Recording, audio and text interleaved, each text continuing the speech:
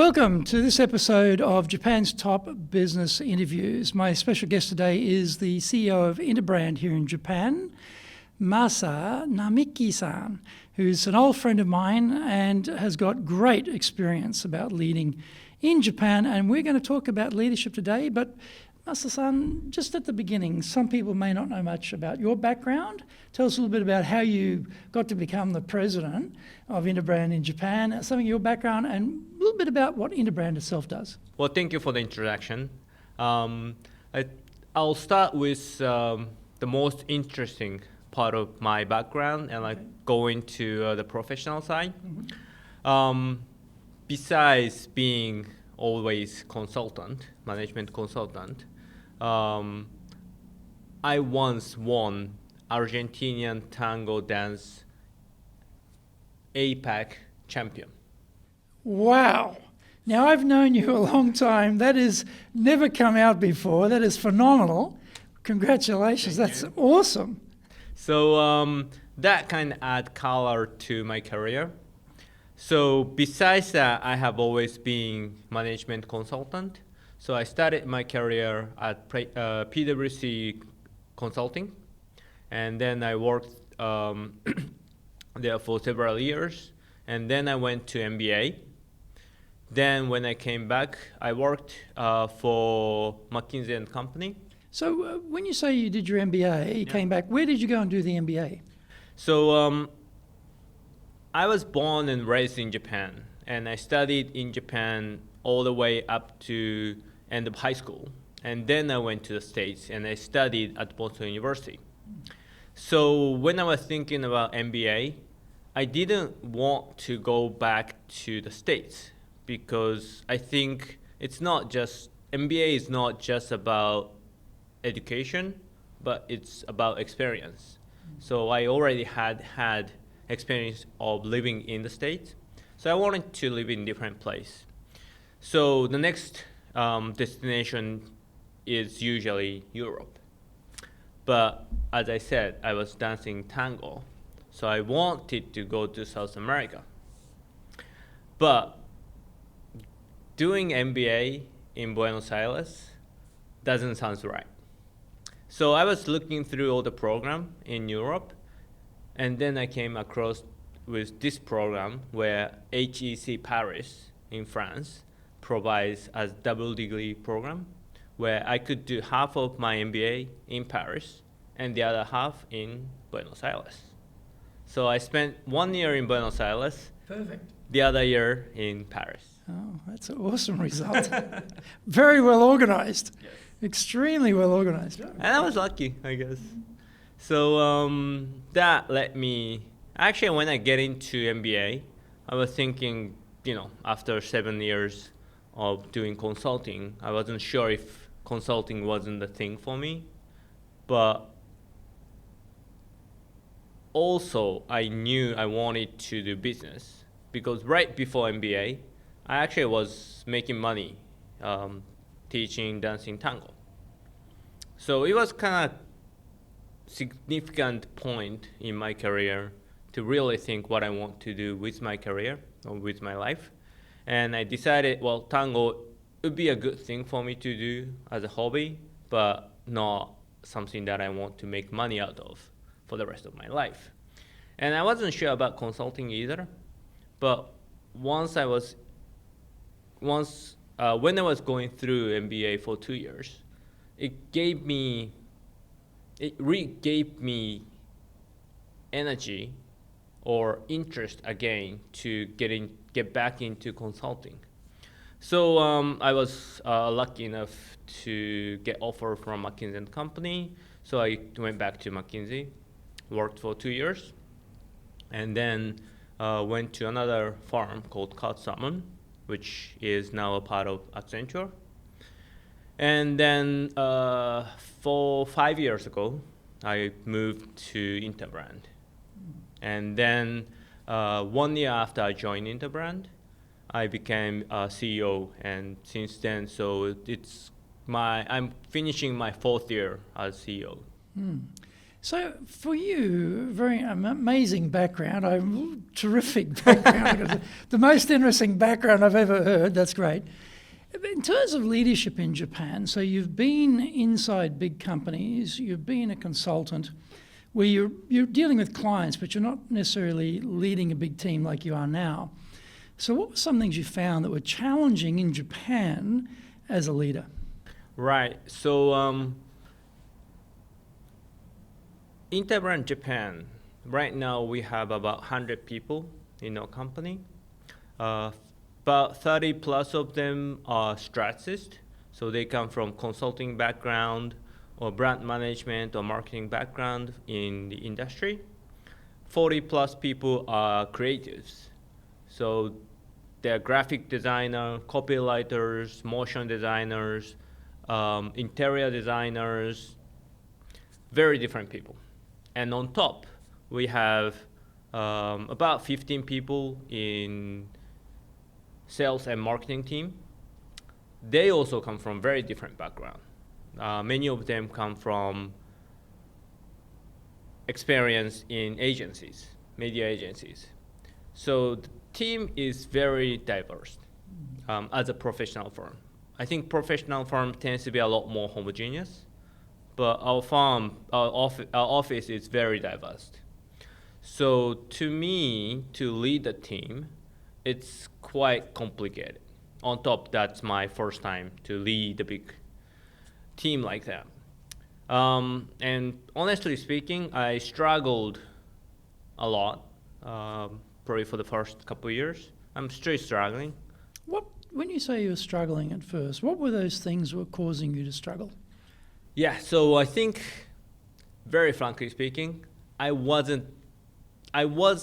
think from capability-wise or from mindset-wise, I was ready for the position, but from actually doing the job perspective, I wasn't ready enough. So when I went into the position, I was figuring out what to do, what I can do to make the company go forward better. And my struggle, the biggest struggle is I didn't have somebody to go to when I was in trouble or when I wasn't sure. Is that because you're a global organization, and I'm sure there are people inside the company, but they probably don't know Japan? Is it the issue of, yes, they might know about leading in their country, but this is Japan, so it's a bit different. So there's no reference point for you there. Yes, exactly. So at that time, we had regional structure. So we had APAC CEO and then global CEO. I could, and I did, talk to my bosses, but the discussion didn't happen in a way that was helpful for me, because like you said, they base their advice, they give advice based on their experience in the other countries. Size is different, culture is different, people are very different. So, very soon I came to realize that didn't really help. So, and I wasn't resourceful enough to have outside network for me to seek help. So that was a big struggle in the first couple of years.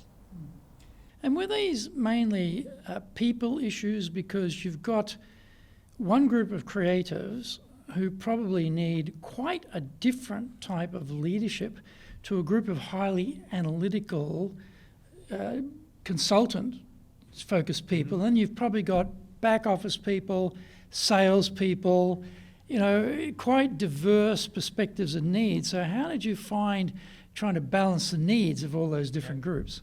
So I don't think I have perfect answer yet, but after 4 years of struggle, I came to conclusion that I can't rely on my skill set to lead them. I need to rely on my personal skill or people skill, I guess, So functional skill, it's difficult to lead diverse people with functional skill. But people skill, it's not about people skill. I think it's more about how I am, how I act, how I present myself.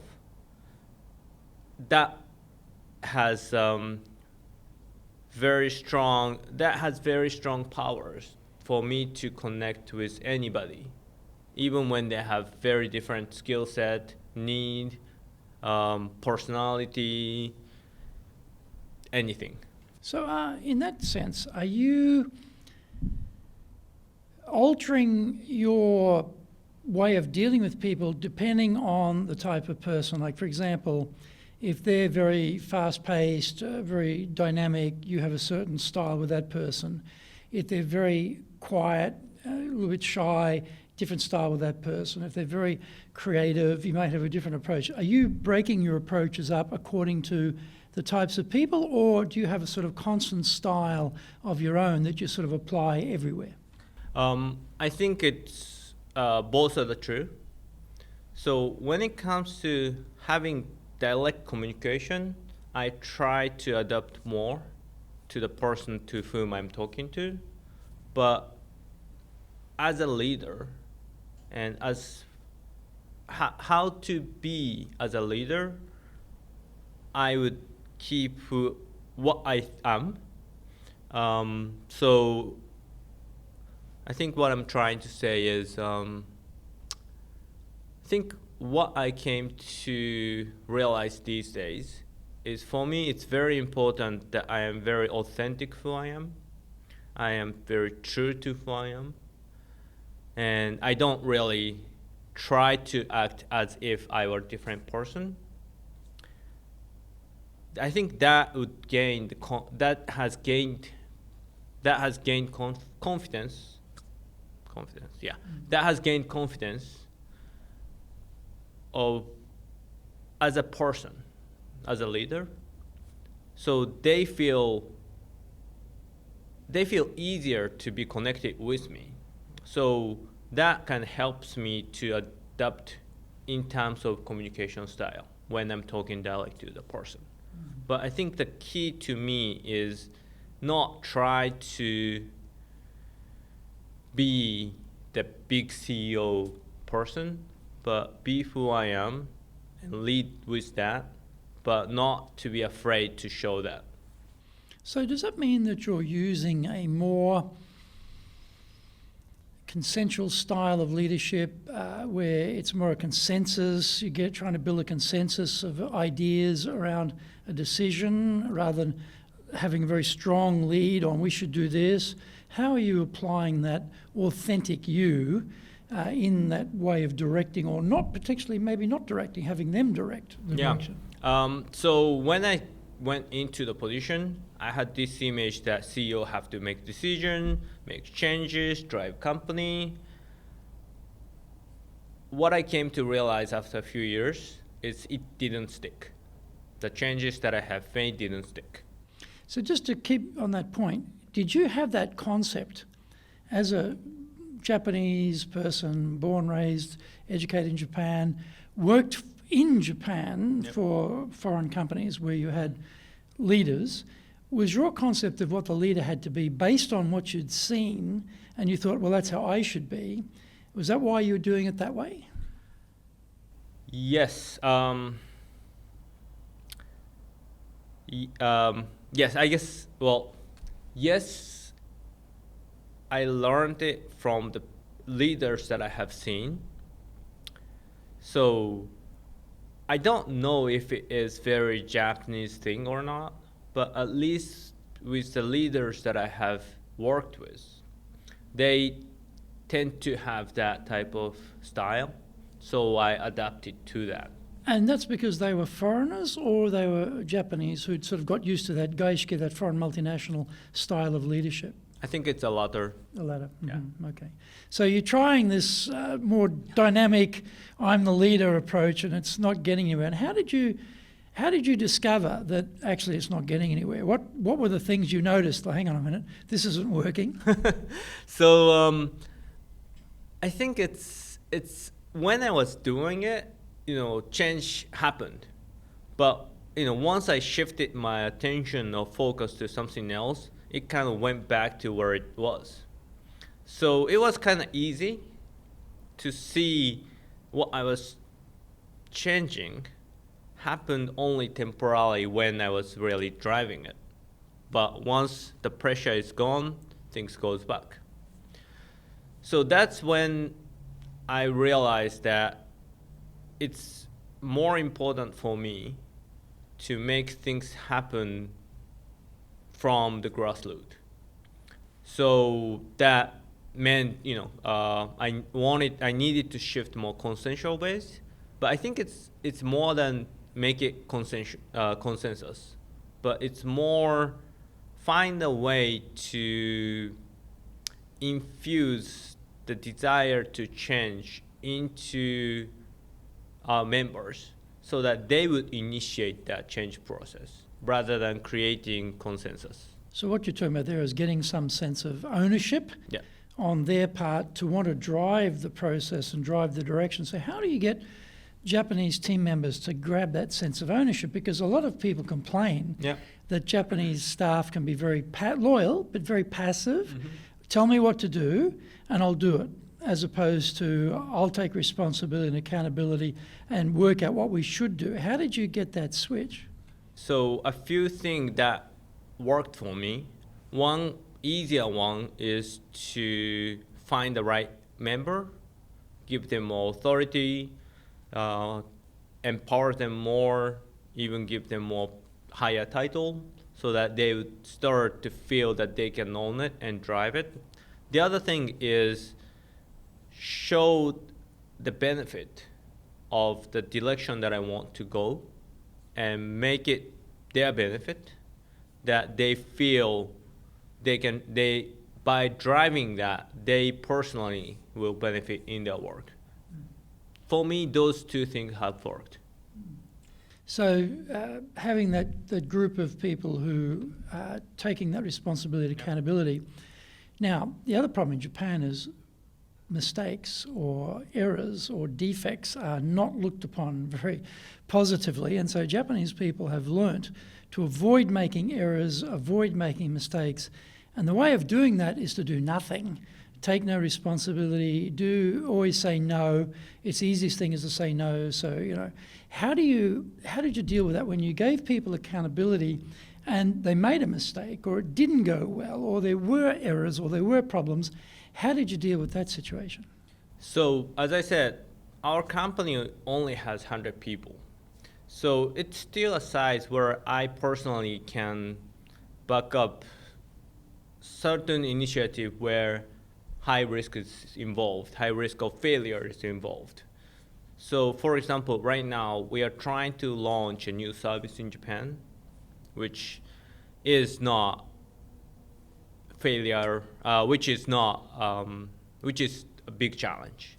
So for that, I personally try to stay always behind or back of the risk taker so that he or she feels easier to take risk. While if it were smaller ones, basically what I have been trying to do is not to really not to really blame a person for the failure, and that people see it that way so that they feel a lot more encouraged to take risk. So I think what's been important is that I make it public in a way that I acknowledge taking the risk at the first. If it didn't work, I acknowledge that risk taking in the first place so that people start to feel that. Me telling them this is risk-free environment, you should try, didn't really change anything. But there are few of them who start taking risk and not making sure that is seen in the right light has been help. I guess one of the big things I notice about Japan is the importance of gaining trust. Yes. And so for a lot of foreign leaders who are sent into Japan on short-term assignments, they have the language barrier, the cultural barrier, but also they have that building trust barrier. And so how do you get people to trust you? You talked before about being authentic.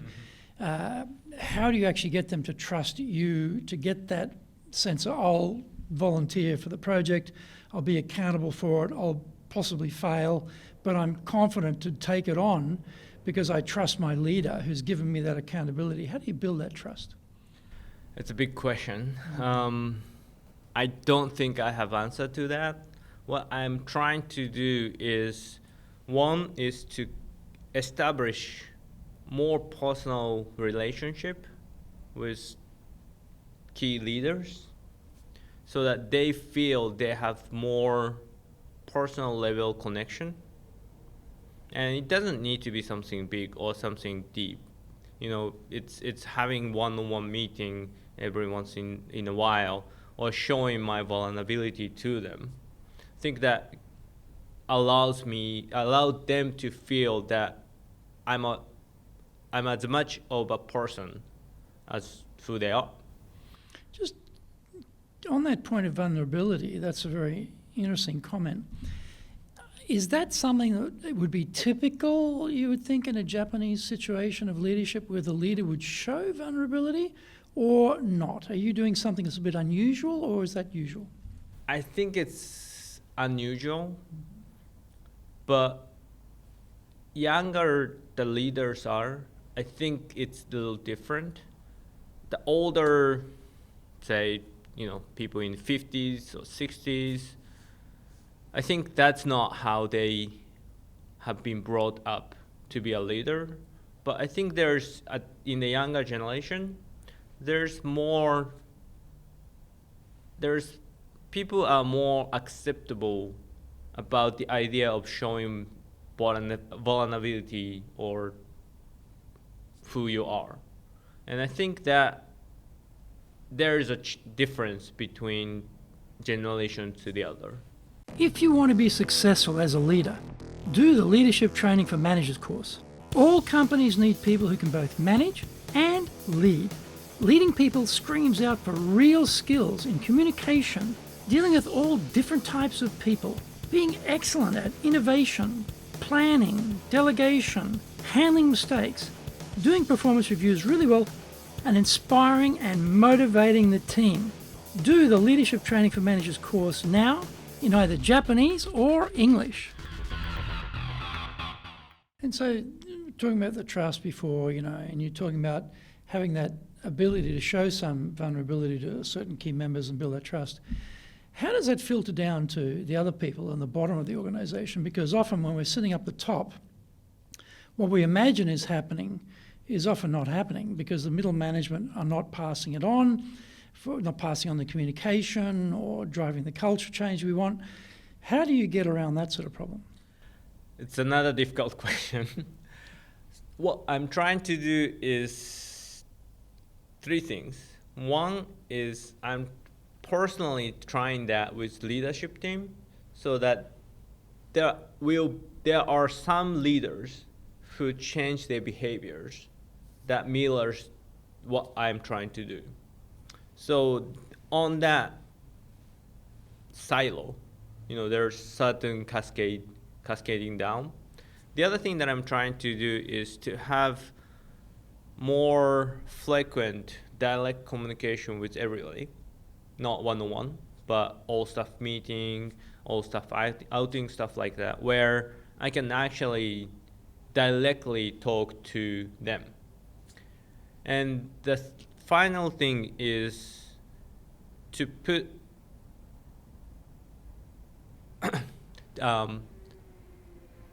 when we evaluate people, we try to pick that up. That if the person is trying to live the culture or the values or what behaviors, so that we can talk about that in the evaluation.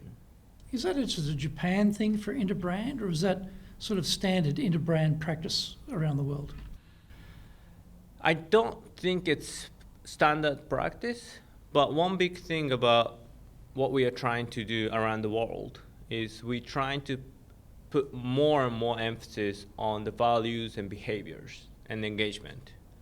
So every office has different approach, and that is left to the leader of each office, because as we said, the context is always different. So every leader has different approach, but there's big shift, or there's big shift in focus on the global level that we need to engage people better. Talking about engagement, often for multinational companies, they have many offices around the world. They run these global engagement surveys once a year, once every 2 years, and when I've been in these meetings where they've shown the results, global results, for some interesting reason, you may have some insight into this for your time in Argentina. Normally, South America is off the chart in terms of engagement scores, and APAC is usually the lowest, and then Japan's usually the lowest in APAC. It's very, very consistent. How about in the case of Interbrand? Do you have such things? Yeah, we do. So we have annual engagement survey, and the score actually doesn't have that typical pattern. So Japan isn't the worst performing office in that sense, but it's not the best performing office. I think that what's happening is, I'm not sure if that's the case, but I think the professional firm might have different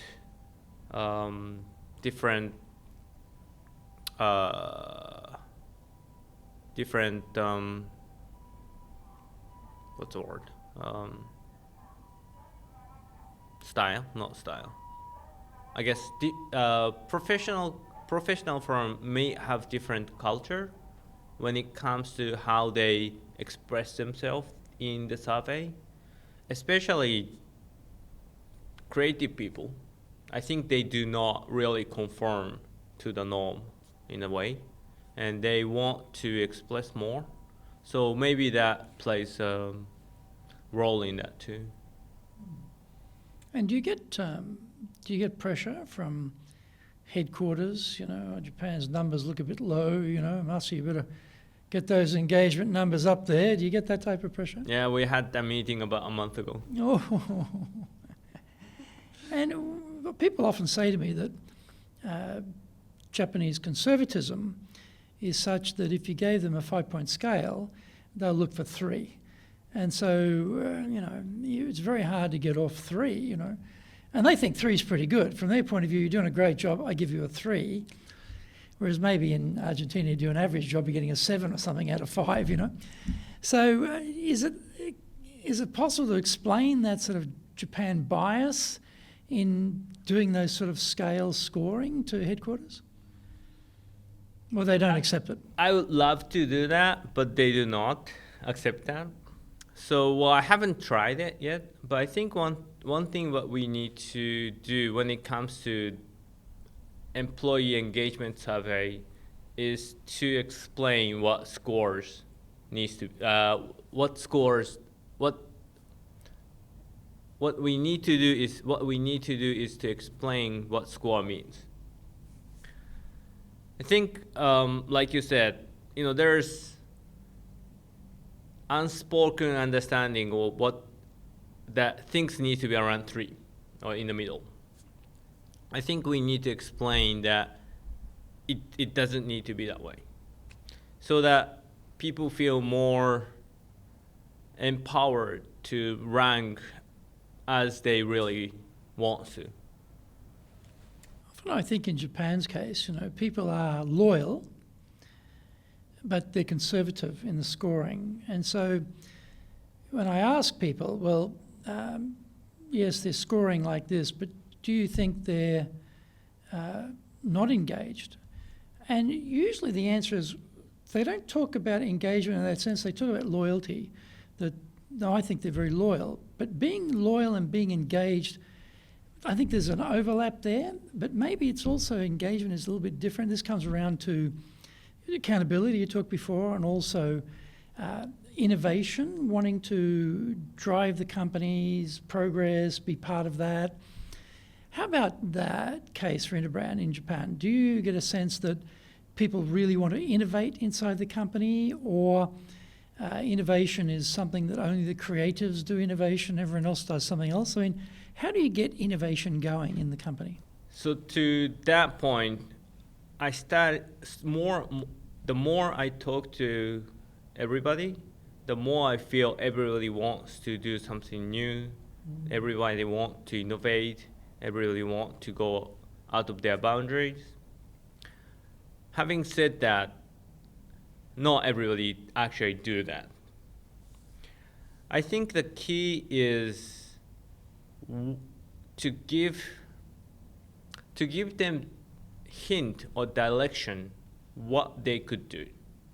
So when I tell them you could take any risk and you could innovate anything, they get lost.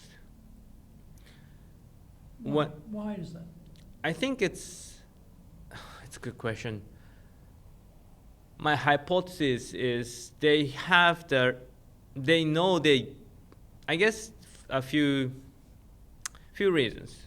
One, they know they need to innovate, so they say that. But even when they authentically want to innovate, many of them don't know what that means in their job, in a real tangible way. Also, many of them are used to be given direction in their work. So I think that goes the same for innovation.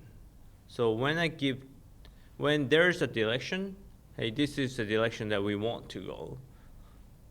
Can you come up with the way of how we make it better, or how we can do it better? It's easier for them to be innovative, I guess. And now, how do you deal with this situation where you give them the freedom to innovate, they innovate, but from your point of view, this is not good work or not good enough work, or this innovation is not sufficiently interesting to put any money or people resource behind it to drive it. But they've actually tried but not done a great job. How do you deal with that situation?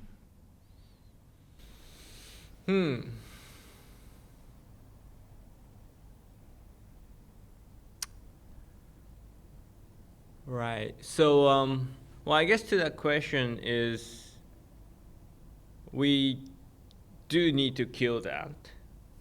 We don't have infinite resource. So I need to make decision to kill one thing or the other. But the key is how you kill it. We don't want to kill it just because it wasn't good. I think we do talk about it.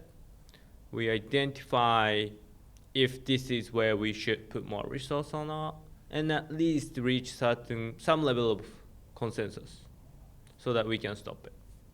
If the person sticks to it, I guess what I did is, if that is your passion, then you can go for it, but you cannot really leverage company resource.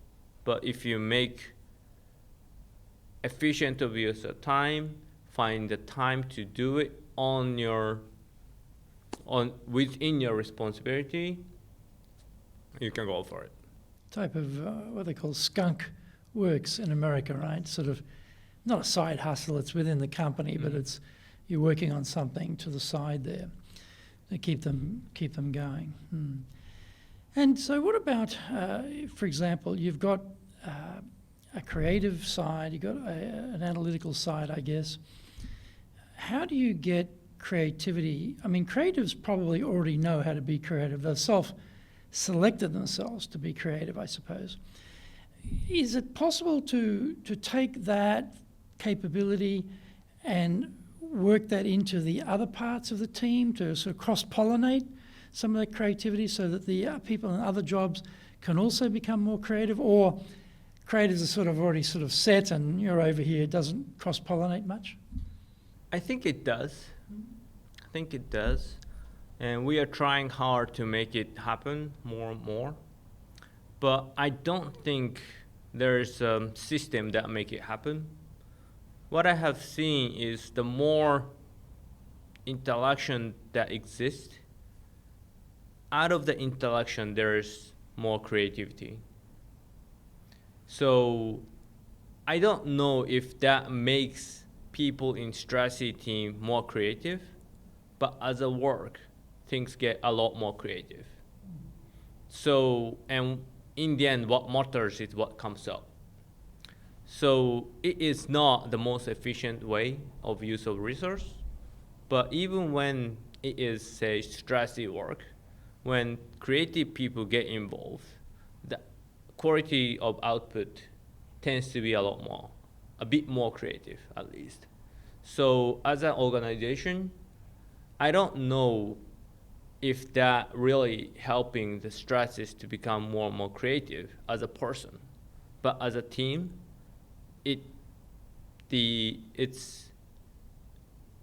easy to see the impact of higher creativity in the output, even from strategy work. I've seen instances where the leader has tried to create a more innovative environment. And so people start innovating with ideas. But the leader can't deal with the ideas because they're inflexible. You know, they're rigid, maybe a little bit old, a little bit more old school, and they feel a bit challenged by some of these new ideas because it's a bit counter to what they're thinking.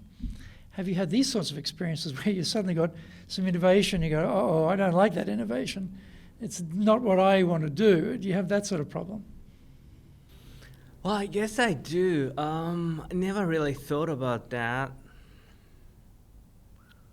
And I guess the fact that I never really thought about it that way may already be a problem, because I'm sure there must be idea that has been brought to me that I didn't approve. I thought it wasn't good enough or worth enough for investment, but I never thought that's because it's against my comfort or because it's out of my comfort zone. So I guess it must have happened, but I don't know. At least on my mind, I try not to do that. I try to be open, and it's not. I think my career has helped me to be open and to be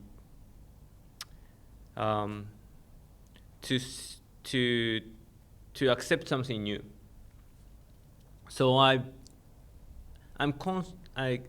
consciously not try to do that.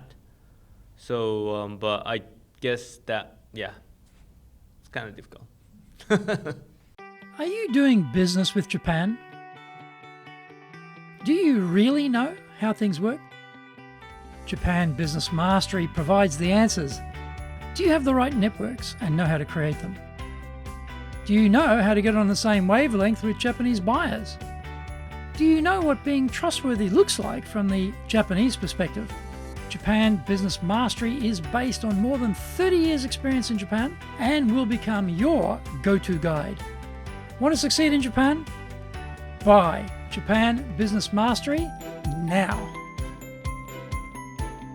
Are there any things about leadership in Japan that I should have asked you that I haven't asked you? I think the key is really, I think one thing that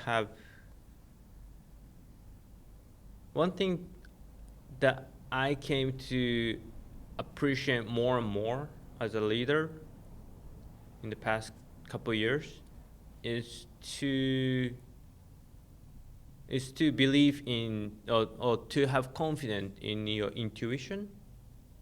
I don't know if it's a Japanese thing or not. So it may not be relevant in the Japanese context. But as a leader,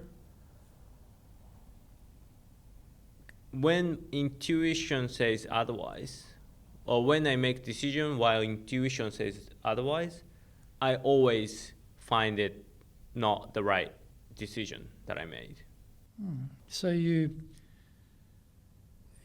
if you go against your gut feel for something, you find it doesn't work out as well. So you tend to follow that as a guide. I tend to trust my intuition more. So when my intuition says otherwise, I try not to jump into the conclusion. Mm-hmm. And I think that also be open about that has helped me to send a message that I am who I am. And when you say be open about that, like your intuition is giving you some view on a decision, and you're open about it, how are you open about it? So before, when I make decision, I always try to bring logic to the conclusion. So I have discussion, they present, we discuss, and I give conclusion based on the logic. But these days, I started to say, I understand and logically I feel it's right, but something feels wrong. So let's have more discussion about it. That kind of discussion. So it's not trying to be a leader who always have the answer, but to be a leader who can communicate that openly.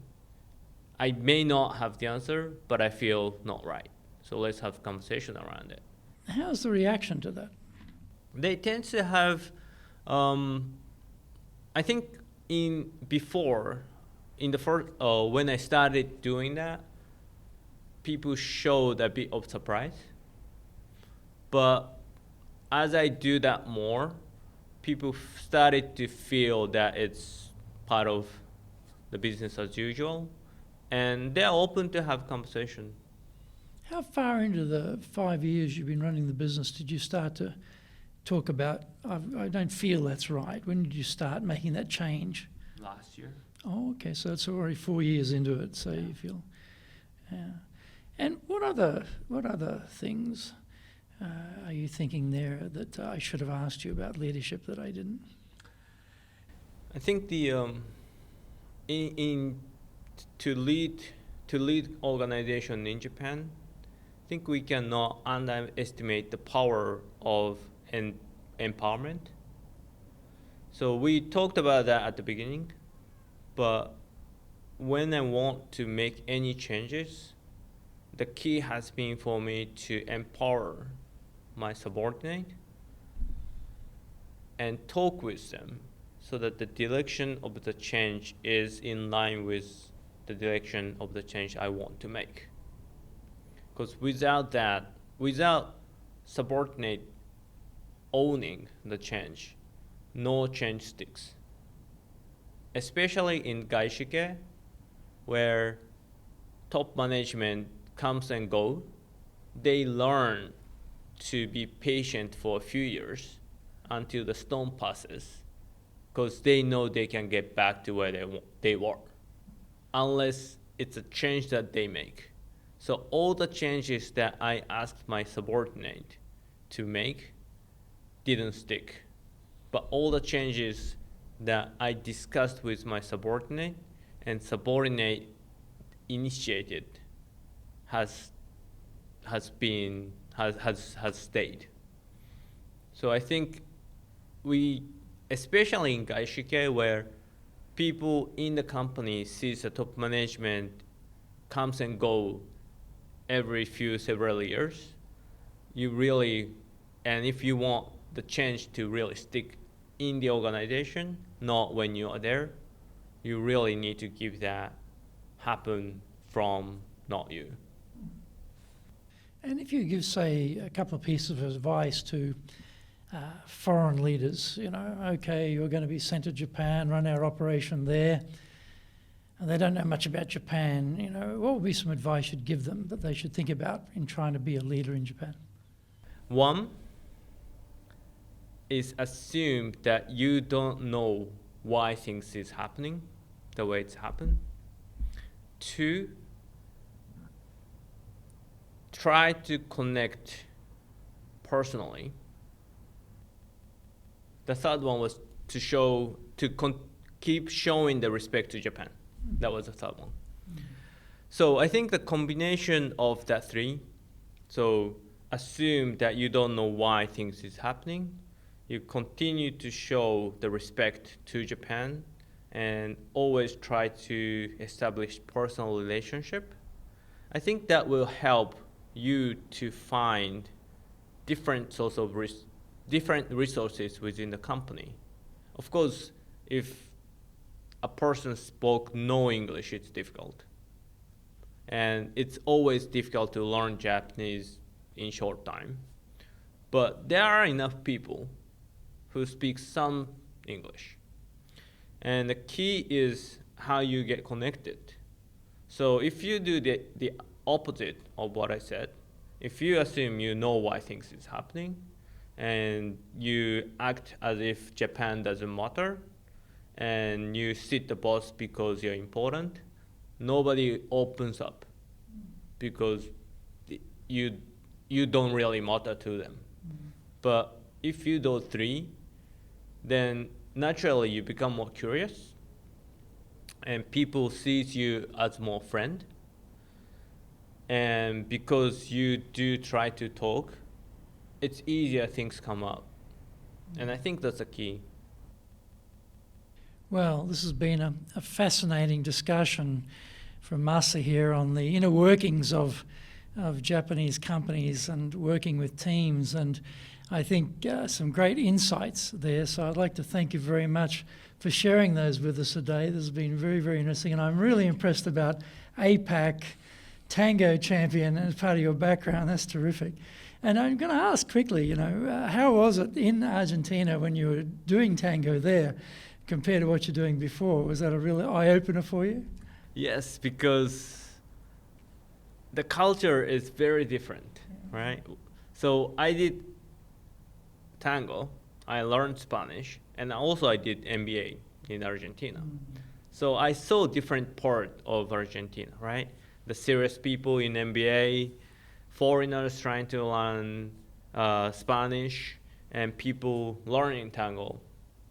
It's completely different set of people. So even within that, I saw that how culture could be diverse, even within Buenos Aires.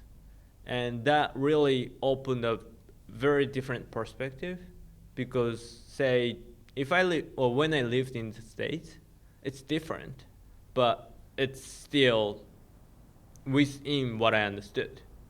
But how people work in Argentina was out of what I could imagine.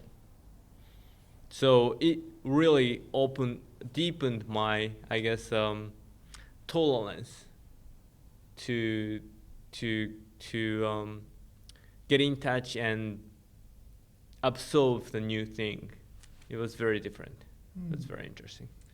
Well, we take inspiration from different places as leaders, and getting that insight and diversity and different cultures, different perspectives is something that certainly for Japan is going to be very important. Please join us again for the next episode of Japan's Top Business Interviews.